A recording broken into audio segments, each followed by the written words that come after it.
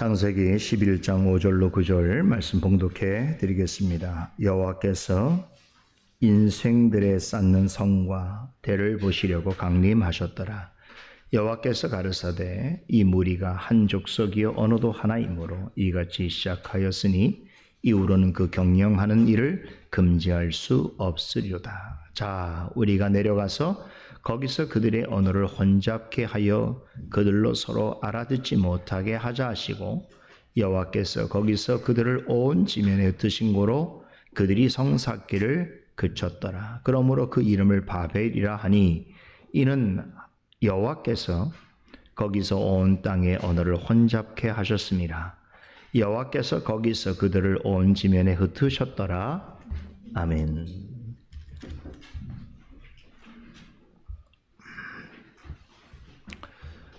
오늘은 특별하고 또 뜻깊은 주일입니다. 2024년 마지막 주일 예배이자 4분기 성찬 주일로 드리는 주일입니다. 한 해를 보낼 때마다 우리가 늘 되뇌이는 사자성어가 있지요. 다사다난이라고 하는 말인데요. 참 올해는 정말 이 말 그대로 일도 많고 어려움도 많은 한 해가 아니었는가 생각해 보게 됩니다.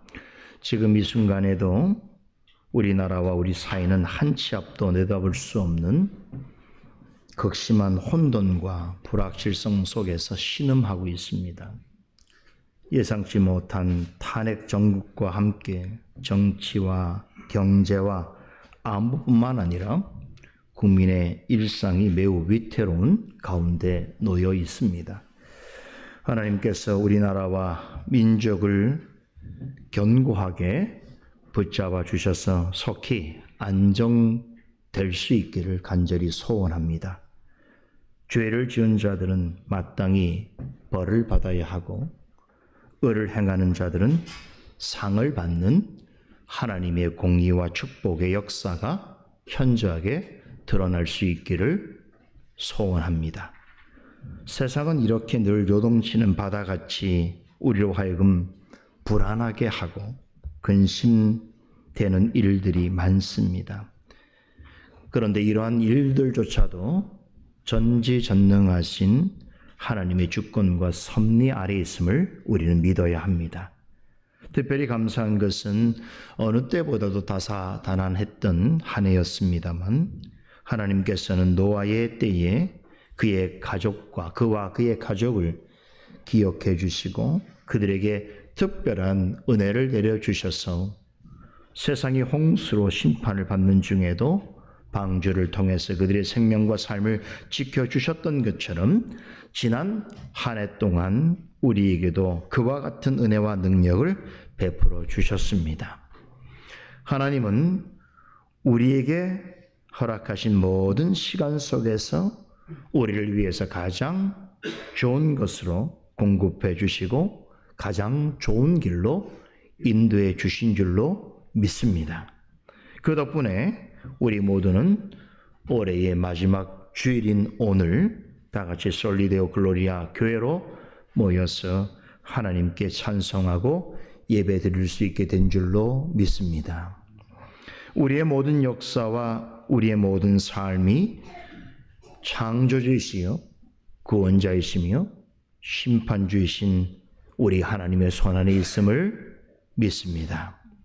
오늘 이 시간까지 강하고 의롭고 자비로운 손길로 붙잡아 주시고 지금 이 순간에도 우리 하나님 우편에서 우리를 위해서 언제나 중보하시고 또 우리의 죄와 허물을 용서해 주시는 그리스도, 또 늘 변치 않는 진리의 말씀과 적절한 은혜의 방편을 통해서 깨닫게 해주시고 바른 길로 인도하신 성령님으로 인하여서 은혜와 평강 가운데 올해 마지막 예배를 드릴 수 있게 됨에 대하여 감사를 드립니다. 이제 비록 우리가 지내고 있는 현실이 여러 가지 어려움이 가득하고 근심이 있지만 믿음의 소망을 품고 주 안에서 새로운 결심과 꿈을 가지고 다가오는 새해를 맞이하게 해주시는 은혜를 기억하면서 감사의 고백을 드리면서 오늘 함께 말씀 나누도록 하겠습니다. 지난주 약속해드린 대로 오늘은 바벨탑 사건 이야기의 후반부 내용을 중점적으로 상고해 보려 합니다. 먼저 내용을 살펴보기 전에 상기해 볼 것이 있습니다. 지난주에 바벨탑 사건을 제가 두 가지 이야기로 구성되어 있다라고 말씀을 드렸는데 그 첫 번째 이야기는 1절로부터 4절 말씀입니다. 여기에 나오는 모든 배경과 대화는 전적으로 인간에게 집중되어 있습니다. 첫 번째 이야기의 배경과 대화의 주역은 단연 사람입니다. 모세는 노아 홍수 후에 각각의 종족을 이루어 각처로 흩어진 노아의 자손들 중에서 시날 평지로 이동한 한 무리를 주목합니다. 족보를 거슬러 올라가 보면 이들은 노아의 둘째 아들 함의 자손들로서 세계 최초의 제국을 건설한 니므롯이라는 절대 권력자의 지배 아래 있던 자들입니다. 당시 누구와도 비교할 수 없을 만큼 강력한 권세를 지녔던 니므롯은 인류 역사의 전무후무한 힘을 가진 거대한 인간 왕국을 건설할 야심찬 계획을 드러냅니다. 그 꿈을 위해서는 넓고 비옥한 땅이 필요했습니다. 그래서 찾아 정착한 것이 바로 시날 평지입니다. 그것은 제국의 시민들을 다 수용할 만큼 매우 광활했습니다. 또한 당시 인구 전체가 먹고 사는데 전혀 문제가 없는 비옥한 곳이었습니다. 지금의 티그리스와 유프라데 강 유역으로 알려져 있습니다만 시날 평지는 그 중에서도 티그리스 강과 유프라테 강이 흐르고 있는 남부 지역을 가리킵니다. 흥미로운 사실은 성경학자들은 바로 이곳이 과거에 에덴 동산이 있었던 곳으로 추정합니다. 아이러니하게도 훗날 이곳에서 인류 최초의 제국인 바벨론이 세워졌습니다. 이곳에서 에덴 동산을 지으신 하나님께 대한 거대한 반역이 시도되었습니다. 그들은 이전보다 훨씬 발전된 기술 문명을 활용하여 수많은 도시와 성들을 건설했습니다. 이렇게 하여 인류 역사의 최초의 도시 문명이 탄생하였습니다. 이때부터 인간이 만든 도시는 한결같이 기본적으로는 하나님을 대적하는 속성을 지니게 됩니다. 예나 지금이나 도시에는 죄가 가득하고 악한 일들이 많이 일어납니다. 다만 니므롯이 도시를 건설할 때만 하더라도 여러 종족으로 나뉘어져 있었어도 같은 조상에게서 나왔다라고 하는 공통된 의식이 있었습니다.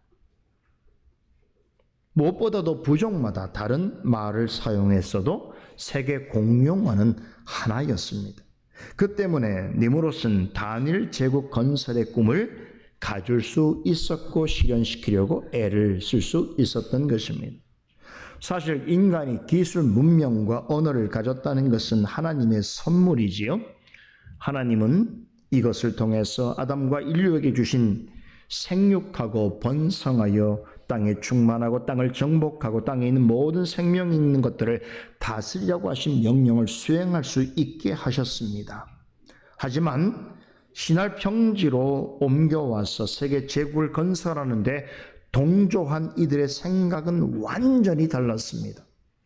그들은 홍수 이전에 아담과 하와와 가인이 그리했던 것처럼 내면 깊은 곳에 또 아리를 틀고 있는 죄악된 욕망을 발산했습니다. 그들은 유한한 피조물로서의 인간 존재에 대하여 만족하지 못했습니다. 하나님처럼 스스로 존재하고 스스로 판단하고 스스로 결정할 수 있는 존재가 되기를 원했습니다. 에덴 동산에 있을 때 뱀에 속아 넘어간 아담과 하와처럼 하나님에 의해서가 아니라 자신 스스로 모든 선과 악을 판단하고 결정하는 존재가 되고자 했던 것입니다.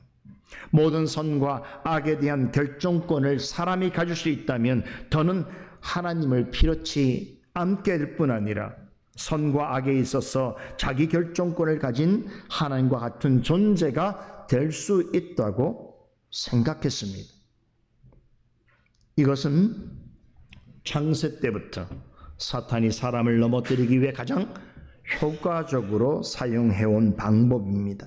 사탄은 아담과 하와에게 사람도 하나님처럼 자기 결정권을 가진 독립적이고 자율적인 주체로 살아갈 수 있는 길이 있다라고 속삭였습니다. 사탄의 유혹대로 선과 악을 판단할 수 있는 근거와 능력이 사람에게 있기를 바라여 먹지 말라고 금하신 선악과를 따먹었습니다. 하나님으로부터의 완전한 독립을 구하게 됐던 것입니다. 가인도 마찬가지입니다. 선과 악의 기준을 하나님의 말씀이 아니라 자기의 생각에 두었습니다. 동생 아벨을 무참하게 살해하게 되었던 것도 바로 그 때문이었습니다. 그 일이 있은 후 가인은 하나님의 눈을 피해 노 땅으로 멀리 도망쳤습니다. 거기서 자신을 위한 성과 도시를 짓고는 모든 면에서 하나님과 철저하게 분리된 사회를 이루어 나갔습니다. 여러분, 하나님을 떠나면 선악의 표준이 무너지고 없어지게 됩니다. 거짓이 참이 되고 악이 선이 되며 폭력이 정의가 되는 세상이 되어집니다. 죄에 오염되고 부패해진 인간의 본성은 홍수 심판 이외에도 조금도 달라진 것이 없었습니다.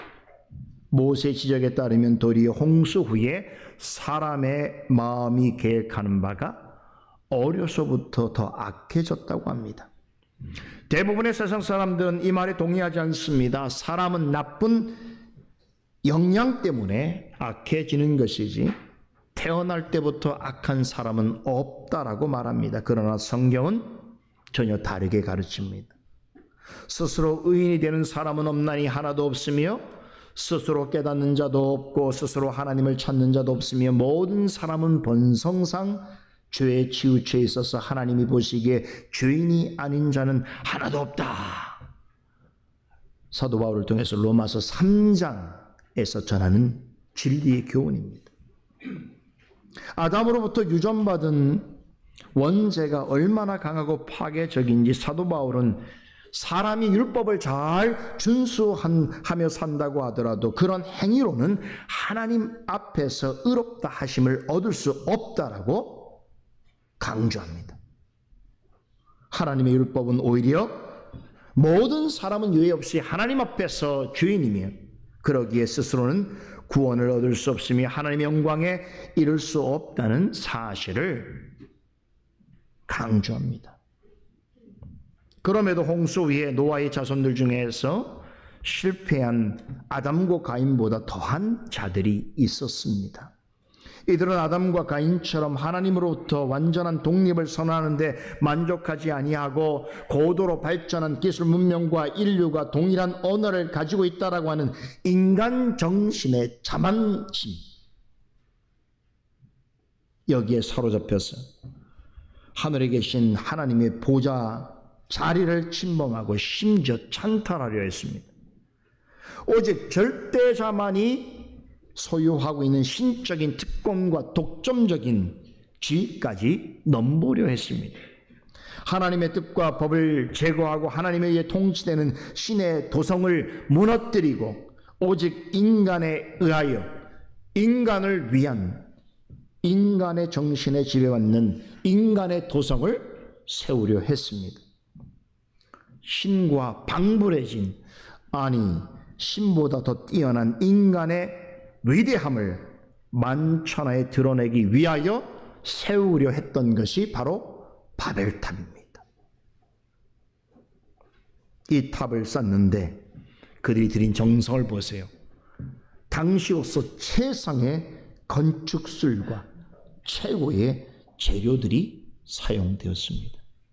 더욱 놀라운 것은 스스로 이야기한 이 위대한 과업을 이루기 위하여 동원된 모든 사람들은 쇄심줄보다 더 강한 단합심과 단결력을 보였습니다. 그들은 자, 벽돌을 굽자, 벽돌을 나누자, 성읍과 탑을 건설하자라고 서로를 격려하고 응원하였을 뿐만 아니라 성과 대를 하늘에까지 닿게 하여 우리의 이름을 대고 온 지면에 흩어지는 일을 피하자라고 끈끈한 동지의식과 강고한 민족주의 정신을 드러내었습니다.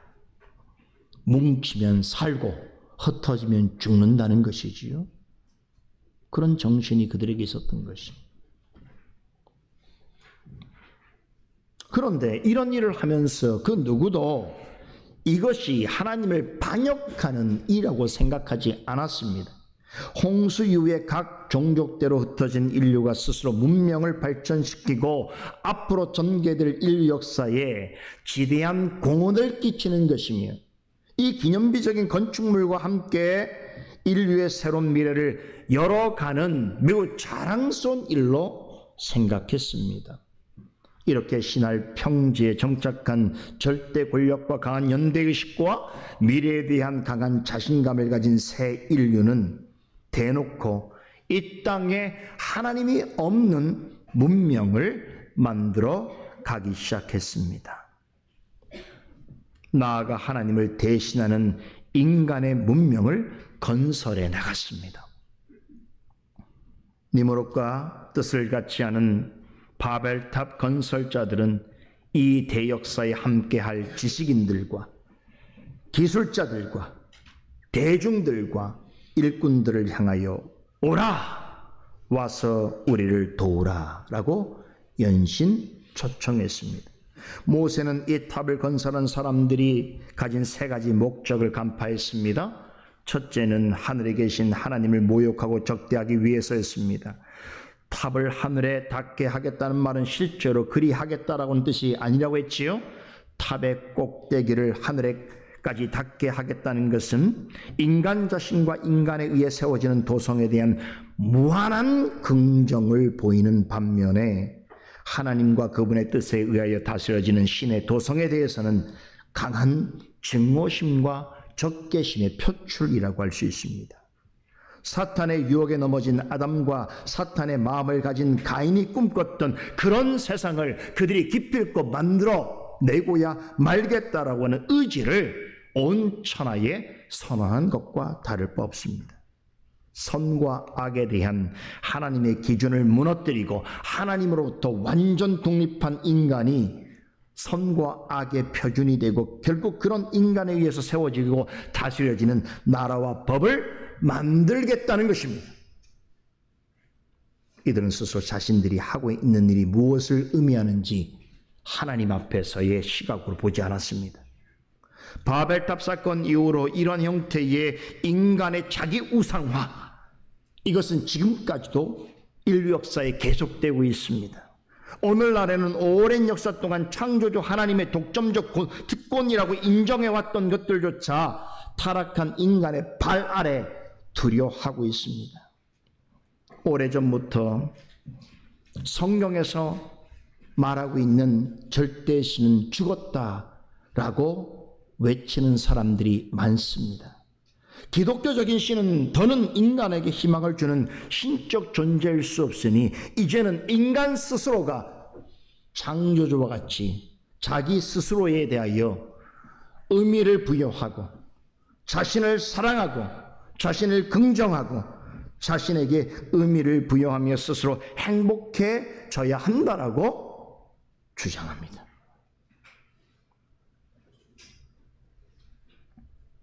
이런 의도가 둘째 목적에도 고스란히 드러납니다. 그들은 인간을 하나님의 버금가는 존재로 높이려 했습니다. 바벨탑 건설자들은 이 탑이 자신들에게 불멸하는 이름과 영원한 명성을 가져다 줄 것이라고 믿어 의심치 않았습니다. 여러분, 세상에도 기념비적인 건축물이 되게 많거든요. 그런 것을 건축하는 사람들의 동일한 심리가 바로 이것입니다. 이 건축물은 오늘 이것을 만드는 자의 그 명예와 명성과 이름을 영원히 보존해 줄 것이고 인간의 위대함을 스스로 증명하며 인정받게 해줄 것이라고 생각하기 때문입니다. 그래서 조금 더 화려하고 높고 거창하게 기념 건축물을 짓는 것입니다. 세 번째로 온 땅에 흩어지는 것을 막음으로 다 같이 힘을 모아서 하나님께 대항하는 강력하고도 거대한 요새화된 세상 제국을 만들고자 했습니다. 창조주 하나님께서는 너희는 생육하고 번성하여 땅에 충만하고 땅을 정복하라고 명하셨습니다.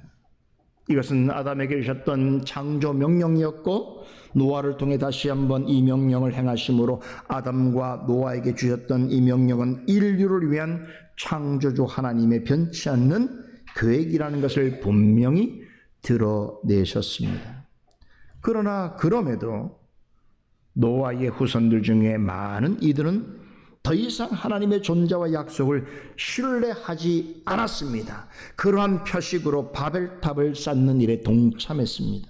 노아에게 보여주신 무지개를 통해 더 이상 인류를 물로 심판하지 않을 것이며 언약에 말씀하신 대로 지켜주시고 보존해 주시겠다는 약속을 하셨지만 신할 평지에 정착한 이들은 하나님의 약속을 끝내 믿지 않았습니다. 오히려 갈수록 하나님에 대한 불신앙과 반항심으로 더 똘똘 뭉쳤으며 하나님을 향한 적개심을 강하게 드러냈습니다. 이것을 나타내기 위해 바벨탑을 더 높이 더 튼튼하게 세우려 했습니다. 이것은 하나님에 대한 최초의 집단적인 반란이었습니다. 처음 반란은 인류의 머리인 아담과 하와 두 사람이 공모하여 일어났습니다. 그리고 이어진 다수의 반란 역시 가인과 그의 몇몇 후손들에 의해서 소규모로 진행되었습니다만 모두 실패했습니다. 하지만 바벨탑 사건은 규모와 정도 면에서 이전의 반란과는 전혀 달랐습니다. 인류 역사상 전무후무한 초강대국 바벨론 제국에 속한 거의 모든 사람이 집단적으로 민족적으로 하나님을 반역하는 반란에 동조했습니다. 성경은 인류의 마지막 때에, 즉 예수님께서 재림하실 때에 이와 비슷한 성격의 반란 사건이 불법의 사람 곧 적그리스도에게 속한 사람들에 의해서 나타날 것을 예고합니다. 요한계시록에서 분명히 예고하고 있는 내용입니다. 바벨탑 사건은 인류 역사 속에 무수히 반복되었던 하나님에 대한 반역 사건의 상징과 같은 사건입니다. 마지막 때에 적그리스도가 이끄는 악한 세력의 주도하에 나타날 집단적인 반란 사건을 제외하면 인류가 하나님의 대권에 도전하고 하나님의 보좌를 찬탈하려고 했던 그러한 반란적 시도 가운데 가장 규모가 큰 사건이 바벨탑 사건입니다. 그러기에 하나님께서는 어느 때보다도 민감하게 반응하셨습니다. 이것은 단순히 몇몇 악인들에게 일어난 반란이 아니었기 때문입니다. 공통된 언어와 탁월한 지식과 최고의 기술 문명을 지닌 인류가 집단적이고 민족적으로 의도적으로 일으킨 영적 반란 사건이기도 합니다. 이렇게 해서 5절부터 바벨탑 사건의 두 번째 이야기가 전개됩니다. 첫 번째 이야기는 타락한 인간이 주역이 되어서 일어난 일의 전모를 밝힌 것이라고 말씀드렸는데 이제 두 번째 이야기의 주역은 놀랍게도 하나님이십니다. 두 번째 이야기에 나오는 전체 배경과 대화는 하나님께서 직접 주도하십니다. 1절에 4절은 간접합법으로 기록되어 있지만 바벨탑 사건의 두 번째 이야기의 국면은 모두가 하나님이 직접 합법으로 말씀하고 있습니다. 그래서 두 번째 이야기에서 바벨탑 사건은 앞서 살펴본 인간의 행위에서 이제부터는 하나님의 행위에 관한 내용으로 그 내용이 급격하게 전환되고 있습니다. 여기에 우리 희망이 있는 거예요. 사람을 봤더니 어땠습니까? 희망이 없죠. 계속해서 거듭 반복되어지고 더 죄악되어가는 인간의 실상을 우리가 보게 됐습니다. 결론은 헛된 것이요 희망이 없다는 것입니다. 그런데 이제 두 번째 이야기는 전적으로 하나님에 관한 이야기입니다. 한번 들어보셔요. 여기에 우리 희망이 있습니다. 우리의 소망을 두어야 합니다. 자, 그런데 이 5절 말씀은 이러한 내용 전개에 있어서 중심추 역할을 하고 있습니다. 바벨탑은 하나님을 향한 인간의 집단적 반역을 상징하는 기념물이라고 했는데 그렇기 때문에 하나님께서 더욱 예의주시하셨습니다. 5절은 이 일에 대한 하나님의 반응을 전합니다. 하나님께서는 인생들이 쌓는 성과 대를 보시려고 강림하셨다라고 전합니다. 그런데 이것은 하나님의 의인화된 표현입니다. 사실 하나님은 이러실 필요가 없지요. 하나님에게 있어서는 우리 사람이 갖는 시간과 공간의 제약, 시간과 공간의 이동은 하나님께는 필요 없는 일입니다. 왜 그렇습니까?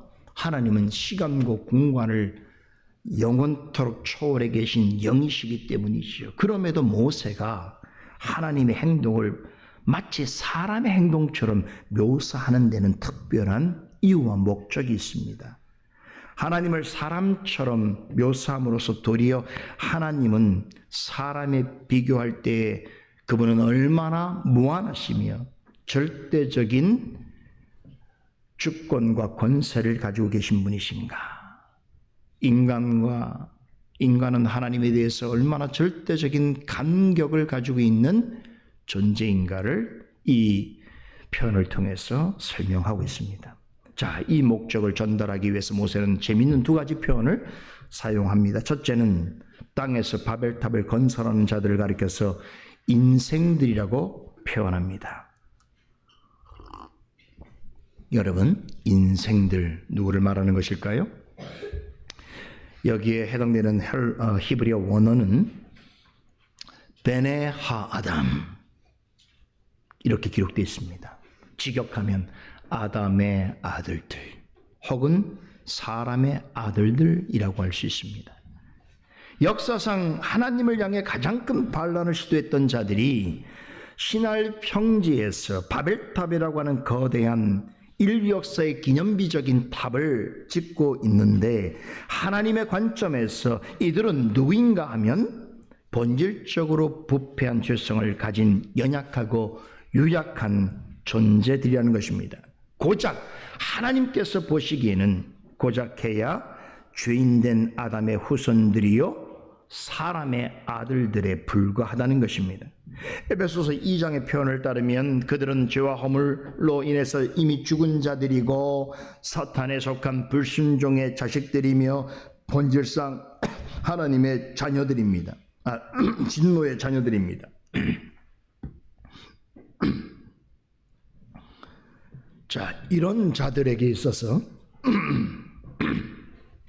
무슨 영원한 희망을 말할 수 있겠으며 영생하는 구원을 기대할 수 있겠는가 하는 것입니다. 이것에 대한 역설적 표현입니다. 둘째로 정말 재미있는 것은 하나님께서 이들이 만드시는 것을 보시려고 강림하셨다는 표현입니다. 많은 분들은 이렇게 해석합니다. 하나님께서 바벨탑을 짓는 사람들의 상황을 철저하게 조사하고 확인하시기 위하여 심판하시기 전에 내려오셨다라고 이해합니다. 뭐 그렇게 볼 수도 있겠습니다만 말씀드린 것처럼 하나님께서는 굳이 내려오실 필요가 없는 분이시죠. 하나님은 시간과 공간의 이동이 필요 없는 분이시잖아요. 다시 말해서 하나님은 굳이 내려오지 않으신다고 하더라도 모든 것을 다 하시고 바르게 판단하십니다. 모세가 이 사실을 모르지 않을 터인데도 불구하고 굳이 내려오셨다라고 하는 말은 이 상황을 제 개인적으로 볼 때는 모세가 좀 더 유머스럽게 그러면서도 촌철살인식의 표현이라고 볼 수 있습니다. 이런 뜻입니다. 바벨탑을 쌓는 일처럼 인간이 어떤 기념비적인 역사로 생각하는 일들은 수도 없이 많이 있고, 또 인간들은 그것을 대단히 자랑스럽게 여기는 일일지라도 하나님 편에서 보실 때는 내려와서 직접 보지 않으면 보이지 않을 정도로 너무나 작고 사소한 일에 불과하다는 것입니다. 우리 어린아이들이 블록을 쌓거나 집에서 어떤 놀이할 때, 그죠? 자기 딴에는 엄청 뭔가를 잘 만든 거잖아요. 그래서 엄마 아빠한테 소리칩니다. 나 다 만들었어요. 한번 보세요. 부모는 이미 그걸 이렇게 보고 있잖아요. 그러나 그 아이가, 그죠? 그 아이를 위해서 다가가서 유심히 보는 척 해주는 것이죠. 그죠? 지금 그런 방식이란 말이에요. 이 점을 강조하기 위해서 모세는 하나님께서 보려고 내려오셨다라고 표현한 것입니다. 지구에서 아무리 높은 건물이라도 여러분 인공위성에서 보면 어떻습니까? 아주 작은 성냥갑 하나도 하나의 크기에도 부족합니다. 크고 광활한 땅이라도 하늘에서 보면 손바닥보다 작습니다. 이집트에 있는 그 크고 웅장한 피라미드조차도 여러분 비행기를 타고 가다가 이렇게 내다보면 땅에서 솟아난 아주 작은 돌멩이 하나에 불과한 것입니다. 하물며 사람은 어떻겠습니까? 세상에서 아무리 위대하다고 하는 사람이라도 하나님 앞에서는 티끌만큼 작은 존재입니다. 사람의 눈으로 보면 어떤 사람들이 이룬 일이 참으로 웅대하고 위대해 보일 수 있지만 하나님에게는 내려오셔서 아주 가까이에서 유심히 관찰하지 않으면 알 수 없을 정도로 한없이 작고 미약합니다. 사람들은 바벨탑을 하늘에 닿을 만큼 높이 세우려 했지만 이런 탑마저도 하나님이 자세히 보시기 위하여 내려오셔야 할 정도로 하나님에게는 아무것도 아닌 것입니다. 사람에게 대단한 일이라고 해서 하나님에게도 대단할 거라고 생각하면 오산입니다.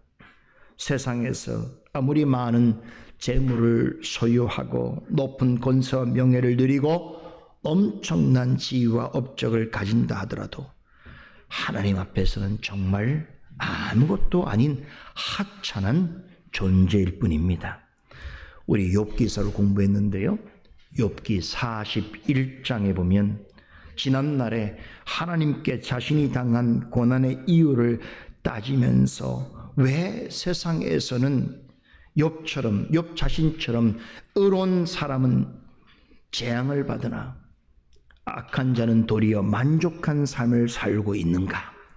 과연 하나님의 공의와 정의가 이 땅에 제대로 작동하고 있는가를 따져 묻는 욥에게 하나님께서 마지막으로 말씀하신 내용 중에 여러분 이렇게 물으시는 내용이 나옵니다. 누가 내 앞에서 감히 설 자가 있느냐라고 되물으십니다. 욥같이 대단한 믿음을 가진 사람이라도 하나님의 오래 참으시고 도우시는 은혜가 없이는 하나님 앞에 아무런 의미를 가질 만한 존재가 안 된다는 것입니다. 하물며 하나님의 말씀을 거역하고 하나님의 뜻을 대적하는 이라면 그가 어떤 일을 하였고 또 무슨 업적을 가졌던 간에 하나님 앞에 감히 설 수 없습니다. 아마도 하나님 앞에 선다면 그것은 심판을 받기 위한 일일 것입니다. 그처럼 바벨탑 사건을 생각하면 우리는 먼저 심판이라는 단어를 떠올립니다. 하나님을 대적하기 위해서 바벨탑을 쌓은 자들에게 심판하시기 위해서 내려오셨다고 생각하는 것이 우리의 자연스러운 생각입니다. 하지만 하나님이 바벨탑 사건 때문에 이 땅에 내려오신 목적이 오직 심판만을 위한 것이라고 생각하면 안 됩니다. 자, 이 점이 매우 중요합니다. 바벨탑 사건을 이해하는 데 있어서 굉장히 중요한 대목입니다. 잘 들어보세요. 자, 우리가 이 사실을 확인하기 위해서 주목해야 될 한 단어가 있습니다. 이 바벨탑 사건의 두 번째 이야기 전체를 이끌어가는 주어를 보셔야 돼요. 주어가 뭡니까? 여호와죠, 여호와. 자, 모세는 그냥 하나님이라고 말하지 않고 거듭하여 매 문장마다 여호와께서 그리하셨다라고 기록하고 있습니다. 왜 이 사실을 강조하는 것일까요? 여호와는 언약의 하나님을 지칭하는 하나님의 이름입니다. 바벨탑 사건에 참여한 사람들이 타락한 노아의 후손들이기는 하나 모세는 하나님을 여호와라고 부름으로써 여전히 그들 가운데 하나님의 언약의 백성들이 있으며 하나님은 그들의 조상인 노아와 맺은 언약을 기억하심으로 그들을 구원하실 것임을 강조하기 위하여 이 바벨탑 사건에 있어서도 여호와라고 하는 성어를 계속해서 사용하고 있는 것입니다. 놀라운 것은 바벨탑 건축자들이 자오라라고 하면서 회의를 소집했던 것처럼 하나님께서 땅에 내려오시기 전에 자 모이자라고 하시면서 하나님의 회의를 소집하십니다. 7절을 보세요. 자 우리가 내려가서라고 하는 말씀이 이것입니다. 여기서 우리라고 하는 복수형 주어는 삼위 하나님을 표현하는 장음 복수형이라고 말하지요. 그러니까 사람을 창조하신 일뿐만 아니라 구원하시고 심판하시는 모든 일은 삼위 하나님의 공동의 사역이라고 하는 것을 다시금 강조하고 있습니다. 창세기 1장 26절에는 하나님이 이르시되 우리의 형상을 따라 우리의 모양대로 우리가 사람을 만들자라고 하셨습니다. 창조 사역을 하실 때부터 삼위 하나님이 함께 일하시는 역사가 있었다는 것입니다.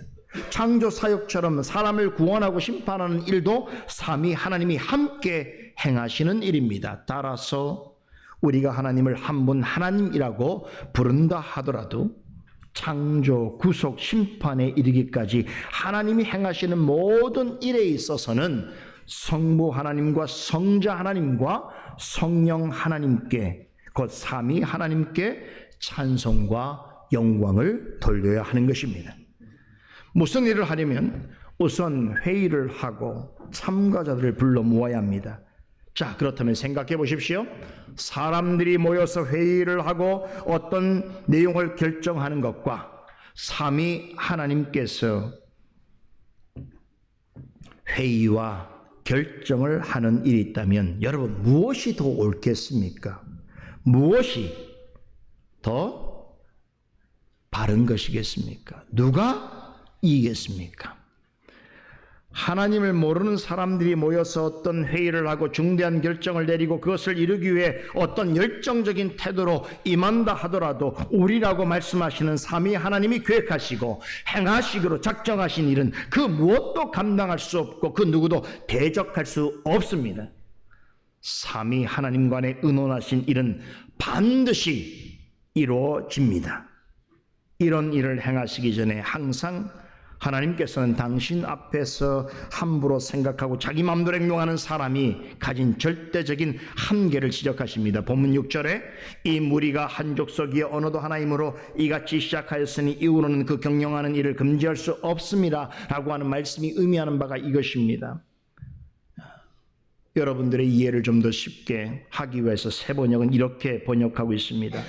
보아라, 만일 사람들이 같은 말을 쓰는 한 백성으로서 이렇게 이런 일을 하기 시작하였으니 이제 그들은 하고자 하는 것은 무엇이든지 하지 못할 일이 없을 것이다 라고 합니다. 처음에 인간의 언어가 하나였고 고대 시대의 인류라 하더라도 수준 높은 기술 문명을 영위할 수 있었던 것은 말씀드린 대로 하나님의 선물이었습니다. 그러나 인간은 하나님께 받은 좋은 것을 가지고 도리어 하나님으로부터 독립된 자아를 구축하고 그 세계에서 하나님을 몰아내 버림으로 마침내 이 땅을 하나님 없는 문명 세계로 만들어 가려고 했습니다. 그것을 통해서 인간의 이름과 명성과 번영을 드러내고 그것으로 만들어진 다양한 우상으로부터 삶의 의미를 찾고 심지어는 영생과 구원을 얻으려고 했습니다. 타락한 인간은 언어가 같고 기술이 있으면 뭐든 못할 것이 없다라고 생각합니다. 고대도 그랬고 지금도 마찬가지입니다. 원하는 성과를 드러낼 수만 있다면 인간이라도 하나님과 같은 존재가 될 수 있다라고 믿습니다. 실제로 오늘 우리 세계를 보았습니다. 지구 밖에 있는 우주도 인간이 정복해야 할 영역으로 생각하는 사람들에 의하여서 우주 산업이 엄청나게 발전해 가고 있습니다. 또 유전자 조작 기술을 통해서는 사람의 건강과 죽음의 문제도 언젠가는 극복할 수 있다라고 하는 믿음이 널리 퍼져가고 있습니다. 이미 세계 최고위층들, 세계에 엄청난 재력을 가진 사람들은 이것을 상상으로 생각하지 않습니다. 실제로 이루어질 수 있는 일이라고 생각하고 있습니다. 여러분, 이렇게 가다 보면 앞으로 인류는 정말로 신이 필요 없는 사회, 신을 매장시킨 세상에 살게 될 줄도 모릅니다. 그런데 이런 일은 너무나 오래된 역사를 가지고 있습니다. 인간이 하나님의 존재를 의심하고 그분의 뜻에 반개를 들면서 대적한 일은 에덴 동산에서부터 있었습니다. 가인과 노아 시대에도 있었습니다. 뿐만 아니라 노아 홍수 후의 바벨탑 사건을 통해서도 하나님을 대적하는 것이 타락한 인간의 보편적인 정서이자 명확한 한계라는 것이 분명히 드러났습니다. 왜 이것이 인간의 명확한 한계라고 하는 것인가?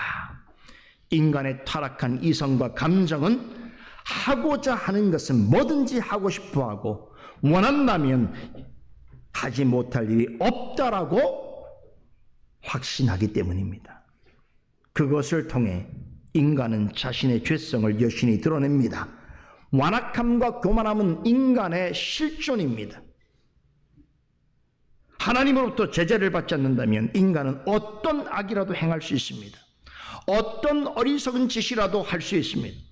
죄성을 가진 사람은 하나님께 받은 좋은 선물을 가지고도 사탄이 기뻐하는 일을 얼마든지 할 수 있습니다.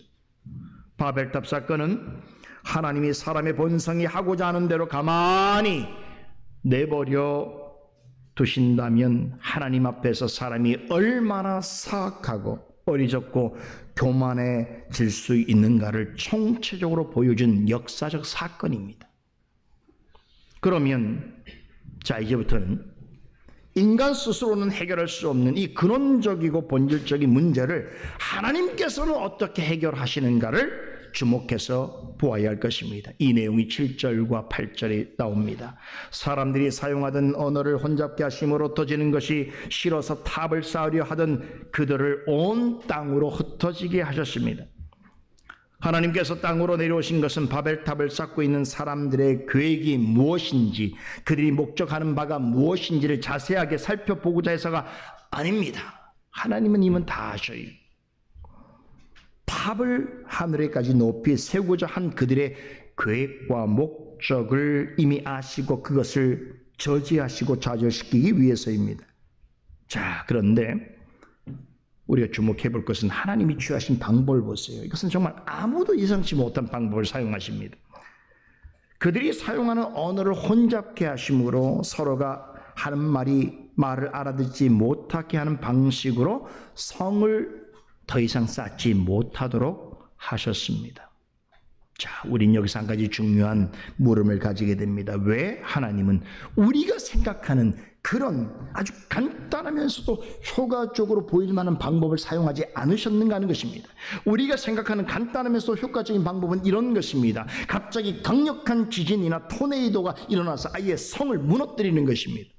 아니면 하늘로부터 강한 번개와 우레를 내리치거나 또한 다른 정복자들을 이용해서 성 건설에 참여한 사람들을 모조리 죽이는 방법도 있을 수 있습니다. 그렇지 않다면 땅에 입을 벌리게 하셔서 그들과 그들이 지은 탑을 동시에 삼키게 할 수도 있었을 것입니다. 하지만 하나님은 우리가 상상하는 그런 통상적인 방법을 사용하지 않으셨습니다. 대신에 그들의 언어를 혼잡케 하여 서로 알아듣지 못하게 하는 방식으로 성 쌓는 일을 스스로 중단케 하고 언어가 같은 사람들끼리 모여 온 지면에 흩어지게 하셨습니다. 이렇게 하나님이 취하신 방법에는 참으로 놀라운 지혜와 자비하심이 묻어나고 있습니다. 왜 하나님은 우리가 생각하는 간단하면서도 효과적인 방법을 사용하지 않으신 것일까? 이것은 문제를 근본적으로 해결할 수 있는 방법이 아니기 때문입니다. 탑을 무너뜨리면 또 다른 곳에 다른 탑을 세울 수 있습니다. 인부들이 죽는다면 다른 사람들로 대체할 수 있습니다. 똑같은 탑을 세우지 못하게 되었다 하더라도 그것과 동등한 의미를 지닌 어떤 기념물을 만들거나 그보다 더 기발하고 혁신적인 계획을 실행에 옮길 수 있습니다. 사람은, 타락한 인간은 하고자 하는 것은 뭐든지 하고 싶어하는 자들이요, 그 조건이 성숙하면 그것을 해내는 것을 인간의 성취라고 여기는 존재들입니다. 그렇죠? 오늘날 고도로 발전해가고 발달해가는 인간의 기술 문명이 바로 여기에, 바로 이 문제에 딜레마에 있습니다.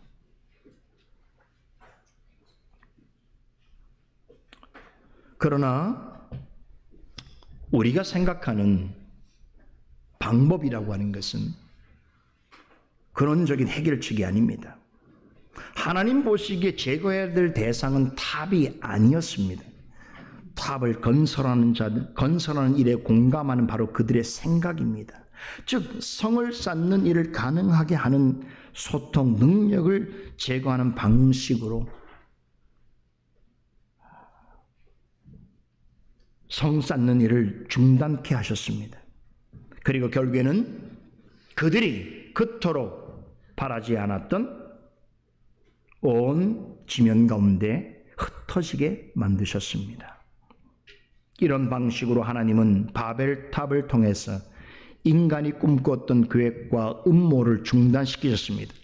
언어의 혼란으로 바벨탑 쌓는 일이 그쳐지고 사람들이 사망으로 터지게 된 것은 심판의 형식을 띠고 있지만 모세가 전하고자 하는 핵심 메시지는 저주와 심판이 아닙니다. 노아와 언약을 맺으신 하나님은 얼마나 은혜로우시고 긍휼이 많으시며 노하기를 더디하실 뿐 아니라 인자하심이 크신 분이신가를 강조하는 데 있습니다. 앞서도 말씀드렸습니다만 바벨탑 건설자들은 노아의 후손들입니다. 함의 자손이라고 해도 그들 중에는 여리고 성의 라합이나 요나 시대의 느느웨 사람들처럼 구원 얻을 자들이 포함되어 있습니다. 넓게 보자면 여러분과 저도 함의 후손과 같은 위치에 있습니다. 우리도 전에는 라합과 느느웨 사람들처럼 구원받을 수 없는 이방인들이었습니다. 그러기에 하나님은 이 사실을 아시고 이 일을 행하셨습니다. 우리는 하나님이 바벨탑 건설자들을 어떻게 대하시는지 주의 있게 살펴보아야 합니다. 이후에 어찌되었든 간에 바벨탑을 건설한 자들은 하나님의 심판을 받아 마땅합니다. 비참한 죽음을 당해도 할 말이 없다는 것이죠. 그러나 삼위 하나님은 우리가 저들을 죽여버리자 혹은 저들을 당장 지옥불에 던져버리자라고 하지 않으셨습니다. 그 대신에 우리가 내려가서 저들의 언어를 혼잡게 하자고 하셨습니다. 여기서 우리는 요나단 에드워즈 목사님이 전한 그 유명한 설교, 진노하시는 하나님의 손안에 있는 죄인들이라고 하는 제목의 설교를 기억하게 됩니다. 하나님께서는 언제라도 죄인들을 지옥에 던져버릴 수 있는 능력이 있으십니다. 하나님께서 죄인을 지옥에 던져버리는 이런 문제를 해결하는 가장 간단한 방법입니다. 여러분들이 죄를 지을 때마다 하나님께서 그 죄를 심판하시는 것은 가장 간단한 방법이지요. 하지만 하나님께서는 구원의 문제를 그러한 방식으로 해결하지 않으십니다. 지금 당장 지옥의 불길 속으로 던져져도 이상할 것이 없는 죄인들을 위하여 오래 참으실 뿐만 아니라 돌아오는 자를 위해서 구원의 은혜를 아낌없이 베푸실 준비를 항상 하고 계십니다. 물론 하나님은 자신을 대적하는 자들의 계획을 무너뜨릴 수 있는 다양하고도 효과적인 방법들을 가지고 계십니다. 때로는 성이 무너지게 하시기도 하시고 땅이 꺼져서 그 속으로 빨려 들어가게 하시기도 하십니다. 그러나 바벨탑 사건 때는 극단적인 처방 대신에 죄인들을 향한 지극히 크신 지혜와 자비로우심을 나타내셨습니다. 언어를 혼잡게 하심으로 성을 쌓는 일을 스스로 중단케 하셨습니다. 또한 언어의 혼잡으로 그들을 갈라놓으시고 그들과 그 후손들이 무리를 지어 온 땅에 흩어지게 하셨습니다. 그들은 애초에 온 짐에 흩어지는 것을 원치 않았습니다. 바벨탑을 쌓는 반역을 통해서까지 그것을 피하려고 했습니다. 하지만 그 반역의 행위로 인해서 도리어 그들은 온 지면에 흩어지게 되었습니다. 아이러니죠. 사람의 생각과 하나님의 생각의 차이를 보세요. 성을 쌓다가 갑자기 발생한 언어의 혼잡과 불통 문제로 흩어질 수밖에 없었던 것은 바로 그들입니다. 그러나 모세는 이 일을 하나님께서 여호와가 행했다라고 강조합니다. 9절 하반절 보세요. 여호와께서 거기서 온 땅의 언어를 혼잡게 하셨으니 여호와께서 거기서 그들을 온 지면에 흩으셨더라라고 합니다. 바벨탑 사건으로 인류를 온 땅에 흩어지게 하신 것은 하나님께서 하신 일이라는 것입니다. 그로써 생육하고 번성하여 땅에 충만하고 땅을 정복하라고 하는 하나님의 말씀을 스스로 성취하셨습니다. 더욱 놀라운 것은 흩어지고 갈라지게 하시는 역사를 통해서 다양한 민족들 가운데 히브리 민족을 구별하셨고 그들이 사용하는 히브리어를 정밀하게 보존하셨습니다. 그리고 이후에 히브리인들이 기록한 구약 성경과 이방인들이 사용하는 세계 공용어인 헬라어로 기록한 신약 성경을 통해서 온 땅에 흩어진 세상 모든 민족과 백성에게 복음을 전해 주심으로 복음을 듣고 구원받은 하나님의 백성들을 이 지면 가운데 번성하고 충만케 하셨습니다. 결국 모든 일이 하나님의 뜻대로 되었습니다. 하나님의 형상을 입은 사람들은 흩어져서 온 땅에 충만하게 되었고 이런 하나님의 계획하신 일에 반기를 들고 끝내 인간이 하나님처럼 되고자 했던 바벨의 꿈은 수포로 돌아갔습니다. 바벨탑 건설자들은 신들의 문이라고 불리는 바벨의 탑을 쌓았습니다. 이것을 통해 자신들도 신들처럼 영원 불멸하는 이름과 위대한 능력을 지닌 그런 존재로 남고 기억되기를 바랬습니다. 하지만 하나님에 의해 그들의 시도는 완전히 무산되었으며 그들이 그토록 자랑스럽게 생각하던 바벨은 도리어 혼잡 혹은 혼돈이라고 하는 치욕스러운 뜻으로 불리게 되었습니다. 하나님은 그 옛날 신할 평지에서 일어난 바벨탑 사건을 혼란 혹은 혼잡이라는 뜻을 가진 바벨이라고 하는 이름으로 부르셨습니다.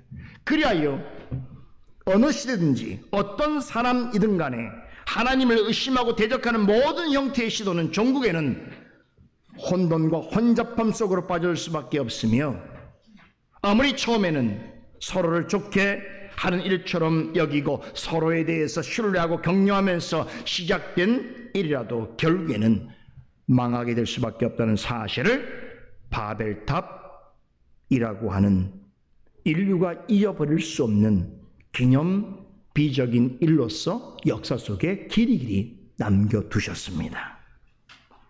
이것이 바벨탑 사건과 바벨이라는 용어를 통해서 드러내고자 하신 하나님의 뜻입니다. 이제 강설을 마치면 올해 마지막 성찬식을 거행할 예정입니다. 오늘 본문에는 성찬과 관련해서 뜻깊은 말씀 한 구절이 숨어 있습니다. 이 말씀만 간단히 전하고 마치겠습니다. 본문에는 우리말로 자라고 하는 초청하는 말이 2번 나오지요. 우리말 성경에는 자라는 말로 되어 있습니다만 영어 성경에 보면 come 이라는 말로 번역되어 있습니다. 본문의 의미를 생각해 보면 come, 오라라고 하는 말이 더 잘 어울립니다. 첫 번째 오라는 4절에 있지요.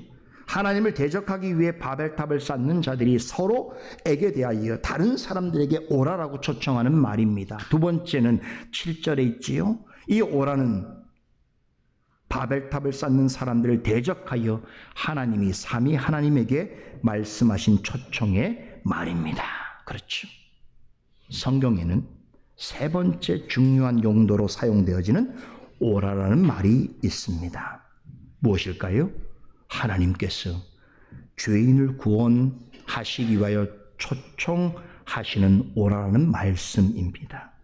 세 구절만 소개해드리겠습니다. 이사야서 1장 18절 여호와께서 말씀하시되 오라 우리가 서로 변론하자. 너희가 죄가 주원 같을지라도 눈같이 이어질 것이요 진홍같이 붉을지라도 양털같이 희게 하리라. 마태복음 11장 28절 수고하고 무거운 짐진 자들아 다 내게로 오라 내가 너희를 쉬게 하리라. 요한계시록 22장 17절 성령과 신부가 말씀하시기를 오라 하시는도라. 듣는 자도 오라 할 것이요 목마른 자도 올 것이요 또 원하는 자는 값없이 생명수를 받으라 하시더라. 하나님께서는 예나 지금이나 성령과 말씀으로 죄인들을 향하여 오라라고 초대하십니다. 이 말씀에 따라 예수님 앞으로 나오는 자는 말씀하신 대로 죄의 사함을 받습니다. 수고하고 무거운 짐을 벗고 평안과 안식을 누리게 됩니다. 그리고 영적 갈증이 해소되고 영적인 배부름을 누리게 됩니다. 죄인에게 값없이 베푸시는 이 은혜를 귀로 듣고 눈으로 보고 입으로 맛볼 수 있도록 제정하신 거룩한 예식이 바로 성찬입니다. 이 보배롭고 값진 은혜를 주시기 위해서 우리를 성찬상 앞으로 초청하십니다. 예수님 앞으로 와서 믿음으로 떡과 포도주를 먹으라고 하십니다. 말씀에 따라 믿음으로 이것을 먹고 마시는 자에게는 예수님께서 십자가에서 이루신 구속의 은총과 유익을 주시겠다고 약속하십니다. 우리가 주님에 대해서 한 믿음과 한 고백을 가지고 성찬에 참여할 때에 죄로 말미암아 혼잡과 분열을 야기했던 바벨의 꿈이 얼마나 헛되고 어리석고 교만한 것인가를 더 분명하게 깨닫게 될 것입니다. 나아가 오순절 성령 강림 사건을 통해서 흩어진 인류를 그리스도 안에서 다시 하나가 되게 하시고 분열된 인간의 언어를 성령 안에서 하나된 하나님을 찬송하고 예배하는 하나된 언어로 만드신 그 놀라운 역사, 그 말씀에 의하여 그리스도 앞으로 부르심을 받아서 그리스도의 생명과 진리로 연결되어 있는 모든 자들은 성찬을 통해서 하나님이 주시는 거룩한 일치와 사랑의 하나됨을 맛보는 놀라운 경험을 하게 될 것입니다. 이 거룩하고 복된 일을 위하여 하나님께서 우리 모두를 향하여 예수님 앞으로 성찬상 앞으로 오라라고 말씀하십니다. 이런 하나님의 초청에 응하시겠습니까? 기도하십시다. 거룩하신 하나님, 오늘도 우리에게 주신 이 귀한 창세기 본문의 말씀을 마음 깊이 되새기며 오늘도 이 말씀을 통하여 우리에게 주님께서 우리를 위하여 제정하신 거룩한 예식인 성찬상 앞으로 나아가는 마음을 다잡게 하여 주시고 또 마음을 들여 주님을 초청에 응하게 하시는 마음을 허락하심을 감사드리옵나이다. 이제 말씀에 의지하여 성찬을 행하길 원합니다. 성령께서 함께 하셔서 분열되어진 바벨의 꿈은 무산되고 오직 그리스도 안에서 성령으로 말미암아 하나된 귀한 역사를 경험하는 귀한 시간이 되게 하여 주시옵소서. 살아계신 예수 그리스도 이름으로 기도드리옵나이다. 아멘.